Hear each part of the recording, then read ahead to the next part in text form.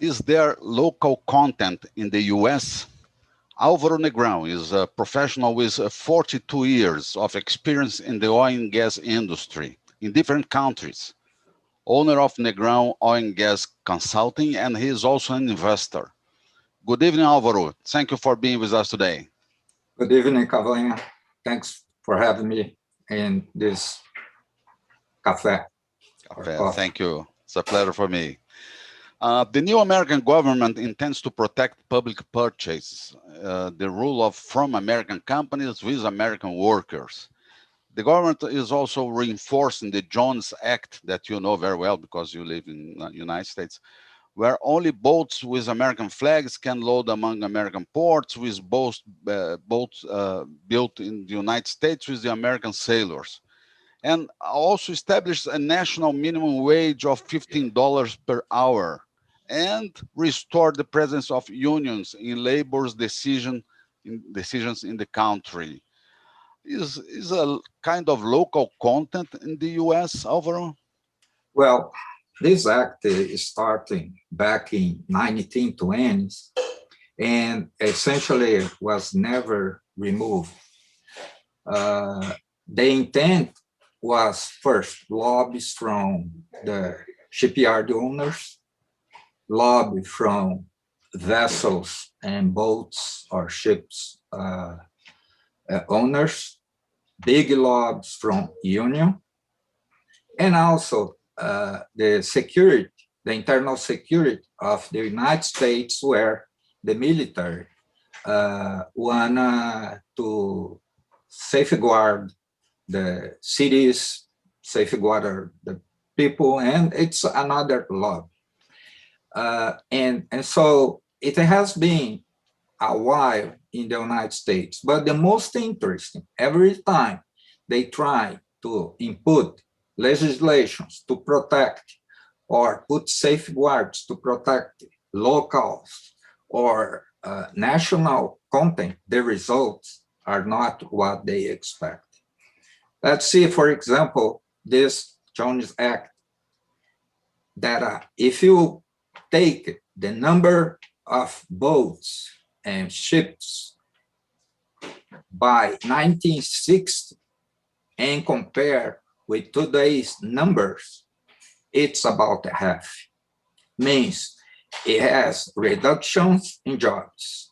Also, it creates problems in small cities because with the union, the salary, the pay are higher, which means higher prices for commodities or products. The other point, very interesting, they are expecting to create a good development in the shipyards where they could increment productivity, increment results, and to be more competitive. The result was a disaster. They lost fields for Asians and even for Europe, where they were more efficient. They don't have this legislation that was created by the unions. They don't have the problem of strikes if their demands are not accepted.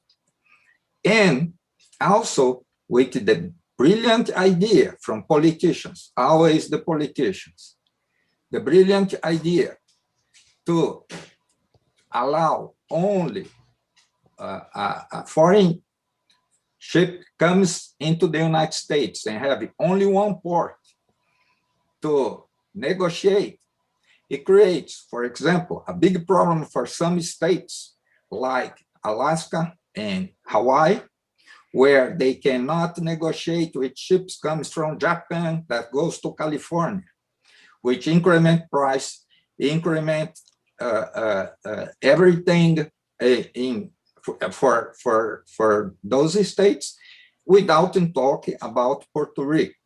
Puerto Rico, for example, like 2 or 3 years ago, during the hurricane, they had to waive this Act Jones because the situation.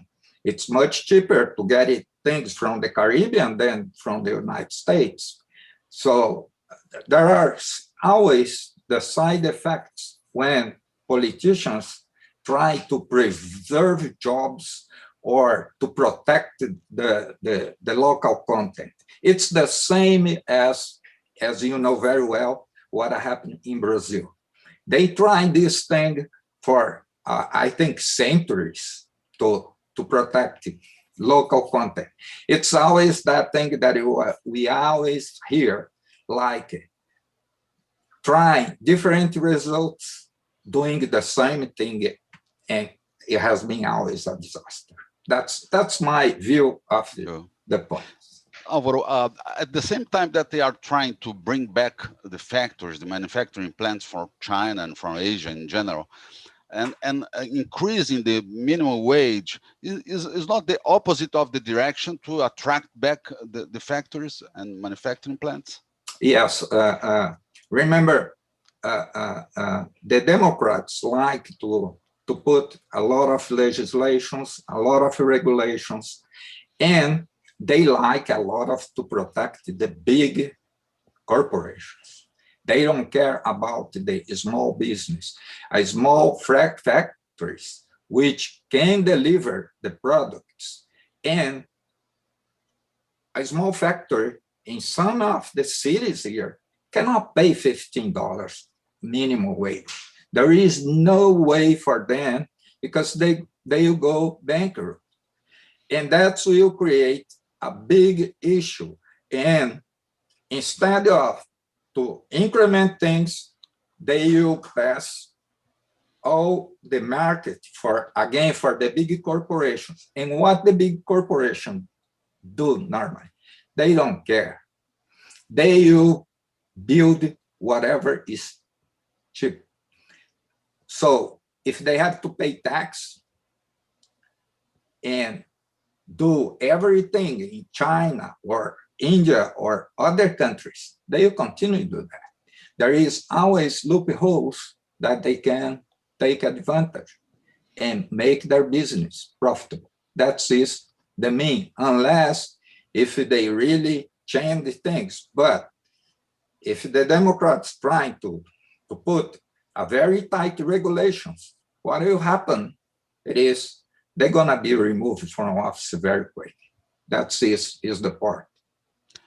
You know Brazil very well, and how do you compare Brazil with the United States in terms of this local content? Let's see, this name, I'm not sure that's totally appropriate, but this protection of the local market. How do you compare? Brazil is too much different from the United States in this sense? It is different because we see now things of these protections going back during probably the time of Lyndon Johnson, where they starting doing things for and even Nixon with Jimmy Hoffa and others union team members, where they try, but there is no big penalties like what happens in Brazil. For example, let's take the example of the oil and gas industry. If you go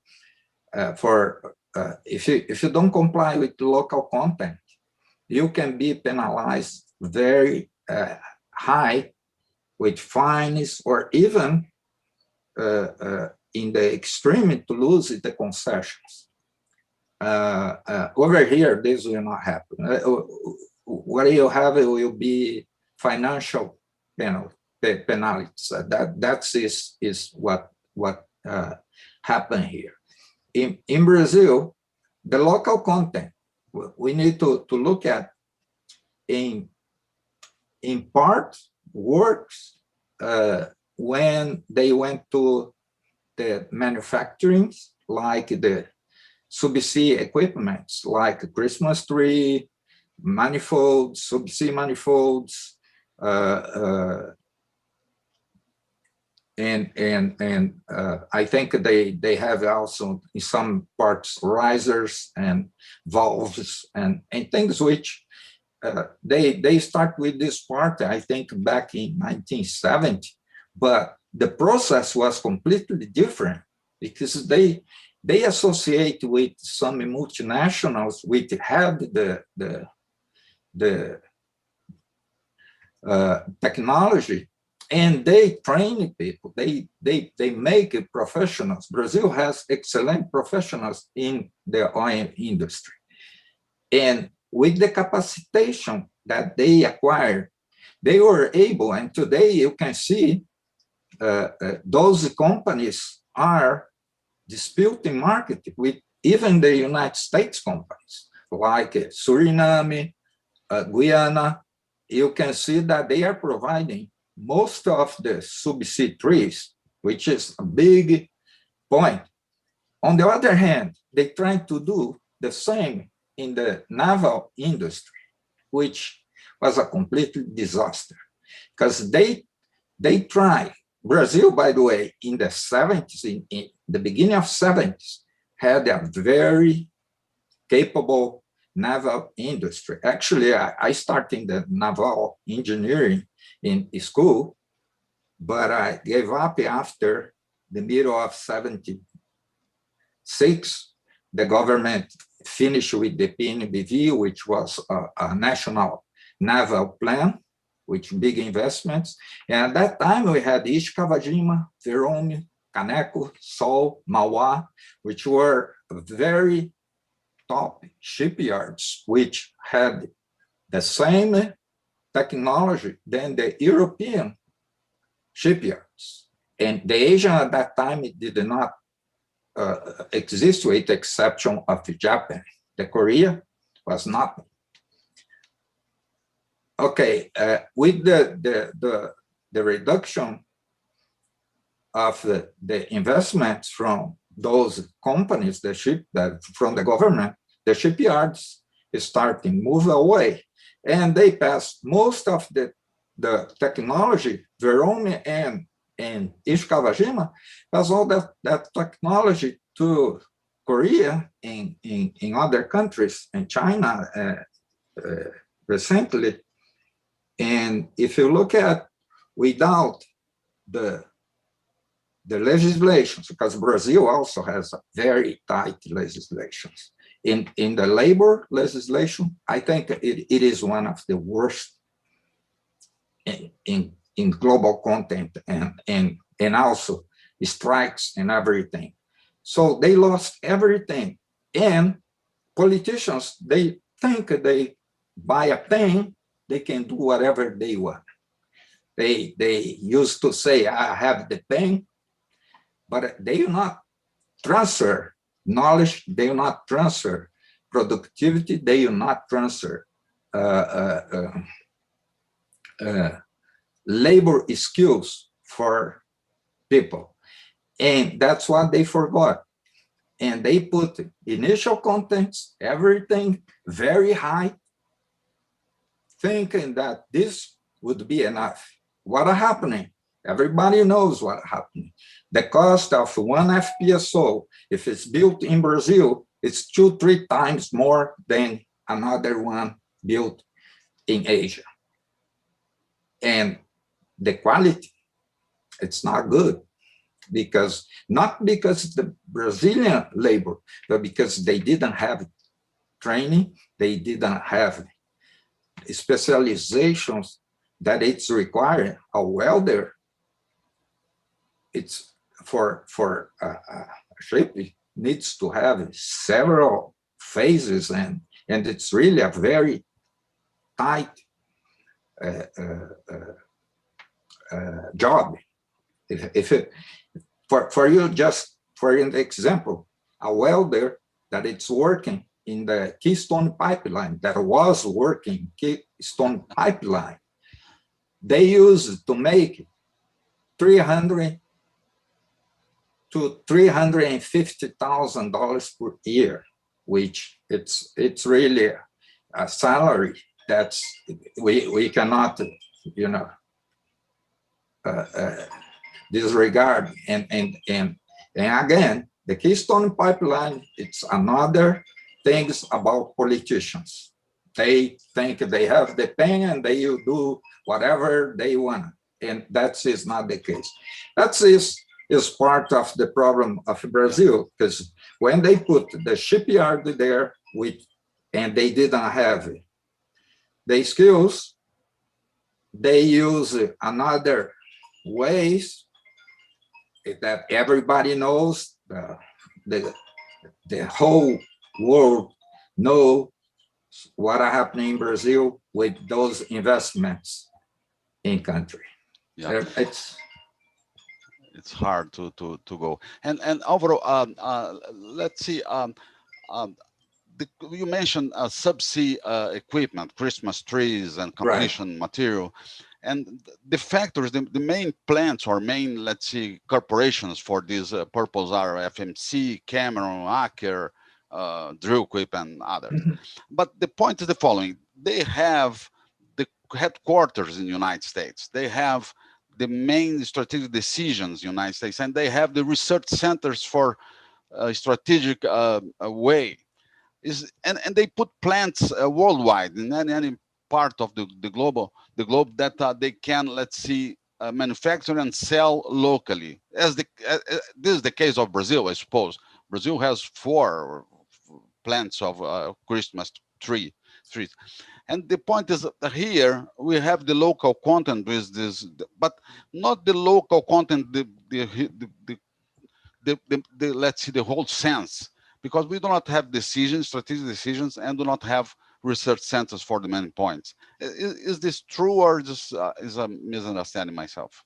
Not really, because you know, if you see, let's see the example of FMC. You're right, all the decisions and everything they are make here in the United States, the strategic decision, the research center, and everything. But when you go for local content, there is no doubt that in Brazil, for example, the companies operating there will buy from those companies in Brazil. But the most interesting now, with the reduction before, due to the problems Petrobras had, and with the reduction of the purchase of equipment due to the reduction in activity from Petrobras in the offshore business, they started to have excess supply of equipment. So they start competing with the other manufacturing. And that's what happened, for example, in Guyana and Suriname, where the Brazilian manufacturers, they got all the contracts from Exxon and from other companies like Apache, and that's the difference, because they had better conditions to deliver, and the quality, the most important, the quality is the same. You mean the Brazilian plants of these companies are exporting to Guyana from Brazil? Yes, wow. From Brazil. Yeah, interesting. That's they close deals, and that is part of. I think, but that part was not only due to the national content. It came from a very long plan. Let's take, for example, CBV. Do you remember CBV? Which, yeah, sure. When it was a local company manufacturing, where they had products that were not comparable with the American ones. After they start to associate with the American companies, the change of their equipment was completely different. Today, they are part of the FMC group, which is, and they deliver everything from completions and other equipments in a very high quality. But it took 40, 50 years for them to develop. Yeah. It's a long-term project. It's something that's not the same day. It's not based on fine and penalties. It's based on market driven. It's marketing competitions. A good thing that happened also in Brazil was once they opened the market and start to come different companies. These service companies or manufacturing starting looking in a different way from Brazil. Compare the numbers of plants that you have today in Brazil with the numbers of before. We had just things to repair, do some maintenance, and small things. We could not make anything. Now we have really manufacturing that export products. Yeah. And it was not only by the national content. And that's right. Alvaro, moving a little bit to another matter, another theme. United States new government is reducing the opportunities for new lead sales, reducing the fracking. How do you see these things? Exactly the same time that United States almost reached the auto-sufficient process, 20 million barrels a day. What can happen with these initiatives that they are doing? I can tell you about the regulation that was imposed during Obama administrations in Gulf of Mexico. It was a nightmare. And by the way, it didn't improve anything. Macondo happens during Obama administration. That's a reality, which, you know, all the new regulations that they put there, a lot of papers, and essentially when you go from, when you have to do more paperwork than the real work, that is something that's not correct. The people that are on the rig, they waste more time with papers than look at the situation. Over there was not a problem in Macondo, everybody knows, was not a problem of regulations, because the regulations were there since several years ago. MMS had those at that time. But what happened? They had to do all those big fillings of forms and papers for the government implemented by Obama administration. And they could not even take a look on the well, which that's what the tool pushers and the engineers, the company men should do. And look at what happened. So after what happened, more regulations, everything. When it came a different party, they didn't change too much, but they reduced several of those paperwork, which helped the industry. And there are a lot of misconceptions, because politicians, they love, you know, the lights of cameras, TVs, etc. So they came with, now, let's take the example of the Keystone Pipeline. They came, oh, we need to finish this project because the climate change. Oh, good. And the public that does not know what's behind, oh, that's great. We're gonna finish that. Yeah, What is the reality of that? The reality is the production will continue because it's still the demand is there. You see today, the oil price is going up. It continues going up. It's almost the Brent past $60. The WTI today it's around $56, $57 a barrel. The pipeline, the difference is the pipeline would exclude a lot of trucks and a lot of trains, which are moving by what? By diesel, which burns more things, which the pipeline did not.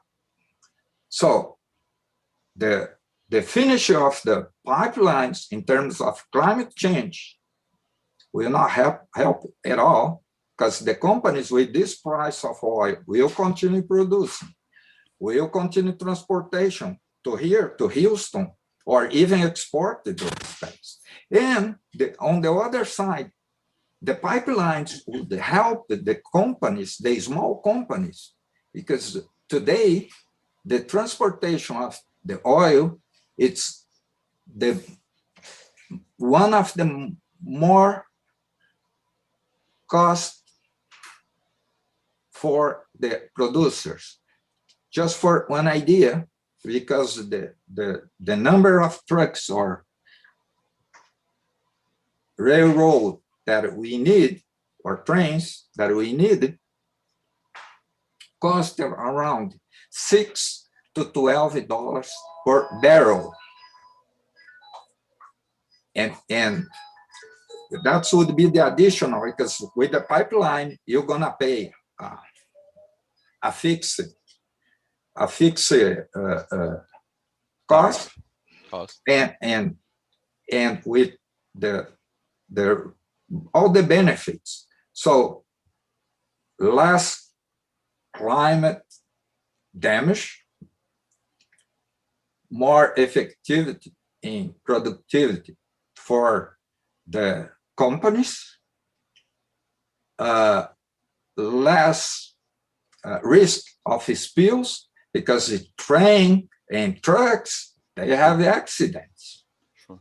So this goes to the Democrats. They love, like it, Mr. John Kerry, that he is talking about the bad choice of the oil and gas professionals, that they should make better chance. But he and his family keep flying in private jets, their private jets. And when asked that, he told the reports that he doesn't have other option, because he needs a private jet. I mean, you know, they say politicians are the guys that we always say, the talk never walks. That's the part. Do you see a chance to revert this decision, or you see that? Well, I don't know, because he upset with this, the union. And you know how tight it's the union with the part. But they keep in. I think the problem is the Democrats, they have the media by their side. And it doesn't matter if you come with data and everything, the real data, they don't publish that. So they try to keep the people under ignorance. So our hope is that the union will start to pass the word, and they have a good media. That's a reality. Also, there are several Democrats that are not happy with the policy of Mr. Biden with the executive orders. Why he's using those executive orders? Because he knows that those regulations regarding oil and gas will never pass in New Mexico, in Colorado, and in several other Democrat states, because people depend on the jobs and are good jobs, and also the states depend on the revenue. The point where he went through and suspend all the permits in federal lands, this will just kill South Dakota, New Mexico, and other countries, other states that has federal lands. Including the Gulf of Mexico, the Gulf of Mexico, it suspended all the permits, exploratory permits. By now, initially was one month, but it looks like they are talking about to extend for 1 year. And we don't know what is the real proposal of that, because exploratory is the mean of several of the big companies. It's the mean for them to replace the reserves. What will happen if they continue doing that will be again the moving of activity in other countries. Other countries. That's this part. That's clear. And nowadays they are talking about Chevron and Exxon make a merge. Do you believe that they will take this? I think is very difficult. They have different minds. I work with Chevron for almost 7 years. Chevron, it's Exxon essentially is Texan. Chevron, it's more California. Just to give you something that will be a very interesting thing to see such merger. Although, you remember when Chevron bought Unocal? Yeah. Unocal was from California. So yeah, that's right. That's right. Different mindsets, but they did that. It's different. Yeah. It's Exxon. It's really Texan mind, and you see that is the company that it's struggled to go to this renewables. They still insist, and even Chevron. Chevron, it's going more in the capture of CO2, which is a pretty good thing. And that's the way they are doing it. So Chevron has in mind the first thing is to preserve dividends for the shareholders, and Exxon is starting moving away, but came back as well for dividends for the shareholders. So I was watching some comments this week because there was some companies, and the former Shell CEO mentioned that he does not believe at all that this would happen. Not under this present time. I would like to thank you, Álvaro Negrão, and I would like to ask you to know your final comments, some suggestions for Brazil comparing to United States in the oil and gas sector, and the conclusions that you can take to us, please. Yes, well, I think Brazil has a very interesting market now, which those small companies that are coming on shore.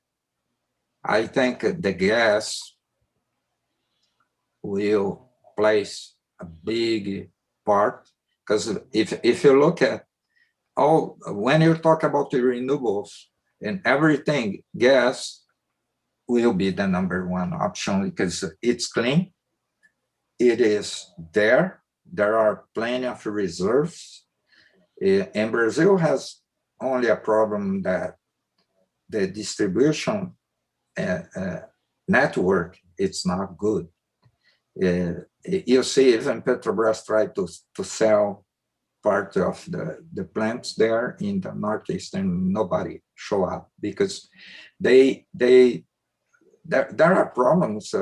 Who is gonna put money when it's not clear how the government will do this part of the pipelines and gas distribution? But it is a big market.